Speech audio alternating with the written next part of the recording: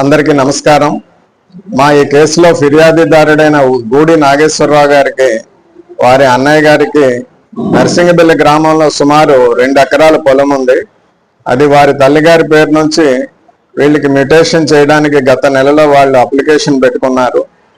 దానికి సంబంధించి నర్సింగబెల్లి విఆర్ఓ గారు పృథ్వీ గారు వారి పొలం సందర్శించి వారి పని చేయడానికి 40,000 రూపాయలు లంచంగా ఇమ్మని చెప్పి డిమాండ్ చేశారు. ఆయన రిక్వెస్ట్ చేసిన మీద అది 20,000 రూపాయలకి తగ్గించారు. అది నచ్చక ఆయన మాకు కంప్లైంట్ చేయడం జరిగింది. దాని తాలూకా విషయం వెరిఫై చేసి మా ఏసీబీ డీజీ గారి తాలూకా పర్మిషన్ తీసుకొని ఈరోజు మధ్యాహ్నం 3 గంటలకి విఆర్ఓ పృథ్వీ గారు తమ ఆఫీస్లో ఈ 20,000 రూపాయల లంచం తీసుకుంటుండగా మేము పట్టుకోవడం జరిగింది. ఆయన్ని అరెస్ట్ చేసి రేపు గౌరవ ఏసీబీ కోర్టులో ప్రవేశపెట్టడం జరుగుతుంది.